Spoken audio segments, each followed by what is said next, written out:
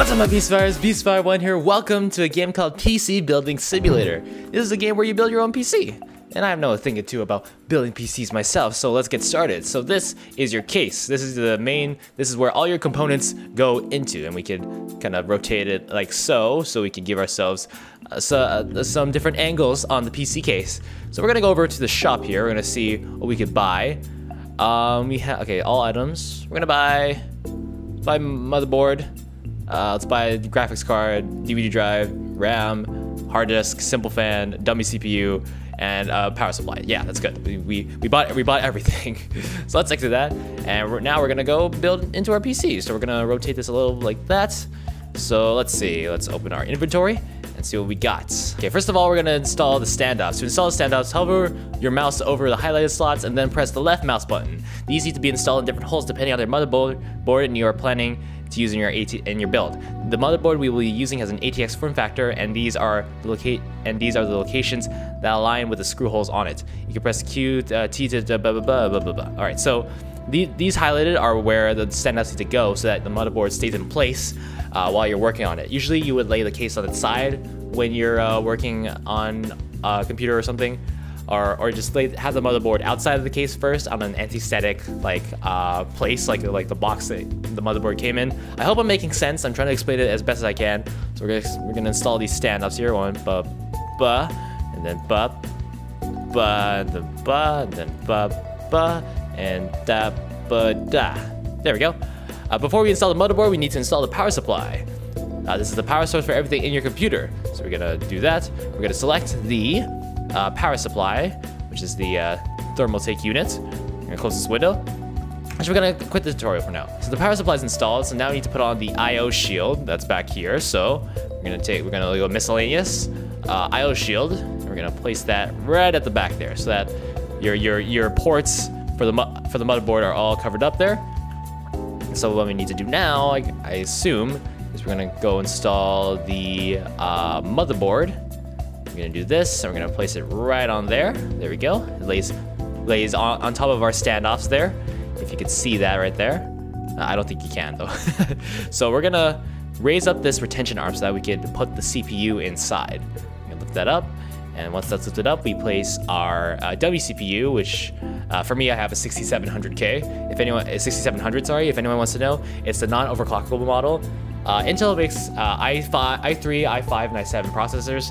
If they have a K at the end of their model number, that means it's overclockable, which means you could increase the voltage on the CPU and then increase the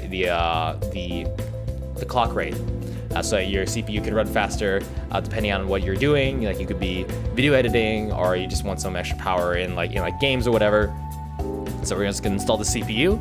We're gonna close this, and then this piece is gonna pop right. We're gonna push the retention arm down, and then this piece is gonna pop. Oh well, I thought it would pop down, but I was wrong. Now we're gonna install the RAM. We're gonna go down to the memory. We're gonna do HyperX.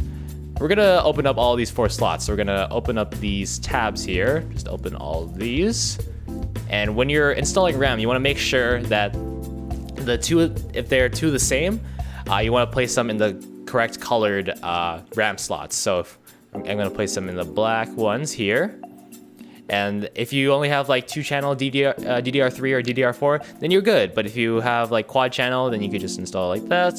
And then those little tabs will click into place, and you should be good from there. So next up, we're gonna do the storage. We're gonna install hard drives. So bam, you can slide in there, bam, and bam, and bam. And can we do any more? No? All right then. All right, so those are our hard drives. That's a lot of storage. That's a lot of storage depending on what your capacity is. We're gonna put the stock cooler on the CPU first, so we're gonna put that there. If you're not planning on overclocking, then the stock CPU cooler is a nice option because it comes with the CPU itself. But if you plan on overclocking, you might want to get like an aftermarket cooler. There's like the Corsair Hyper 212 Evo. That's a very budget-friendly computer cooler. But this works fine. I have the stock cooler on my CPU because I don't overclock it, and it's not overclockable. So that's simple enough. If you want, you can install a DVD drive right in here. Let's see if I can do this. We're gonna install some fans here. We're gonna put one at the back here. We're gonna put some, can I put some at the front? I don't think I can. Hold on, let me switch, let me turn this around. me see if I can place some fans in here. Can I? Hello? Hello, can I do that? No? Oh, well, I put one beside there. I'm not sure how that will help. It'll direct flow like up to the top of the case there, I assume. I forgot to put thermal paste on the CPU. Whoops. Whoops. Well, that's all right, because the stock cooler has CPU thermal paste on there already, pre-applied. But if you're doing aftermarket coolers, then you'll have to install thermal paste on that. So we're good on that end. Next up, we're gonna install the graphics card. We're gonna place that right there. Usually it goes up on the top slot because that's the most efficient PCI Express slot. So it's like PCIX 16 and then 8 and then 4 and then I think it's just standard at the bottom there. If you're doing SLI, then you'll have to use like the top one is first and the second one's at the bottom. And then usually the top one will be at a higher temperature than the bottom one, since it's just down there. And the PCI Express slot is not meant for that. Actually, let's install another GPU there, right there. There we go. That's looking really nice, looking nice and filled up. I want to see if I can install the DVD drive. Not sure. Not sure if I can, or it's not letting me. All right, so let's just put on the drive covers. I'm gonna place those up here, bam, bam, and bam, so it's nice and covered off and nothing's open, and that mesh can catch the dust that might intrude the case. I'm having trouble with words because I'm afraid I might mess something up when I'm explaining something. All right, we're gonna flip the case around, and usually there'd be some cable management to do back here, but since we don't really need cable management in this game, we don't really need it. So put that back panel on there, and then we're gonna get the side panel, which is, let's see, right here. Can we cover that up? Yeah, look at that nice little window there to see all our components. Look at that. If we had RGB, then that would have been even better. Hey, developer, next time, next build, RGB, get on that. So yeah, that's building a computer, more or less. And then all you need to do is get the power supply cord and connect it to one of these outlets, connect an HDMI or a DisplayPort or VGA monitor or DVI, hook it up here, connect the keyboard, connect the mouse, and you're good to go. You're good to go. Yeah, so what's around here anyways? More computers. Oh, look at that. This is I think that's an Apple II computer. That's an Apple II. That's one of Apple's like crowning achievements there.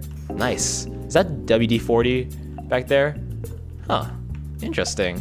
Cassette tapes. I don't know why we need cassette tapes for PC. Can I leave? Can I leave here? Can I turn off the light? Can I do that? All right, so that's building a PC simulator, building a PC tutorial. I hope you all enjoyed that. If you guys have any questions about building a PC, let me know, because I may not be too knowledgeable in the world of computers, but I'm certainly happy to help. So I'm like tech support. So thank you all so much for watching. Like, comment, share with a friend, consider subscribing, hit the bell down there to become notified. And until then, fight to peace, my friends. Stay awesome. Have a great day. See you all next time. Bye.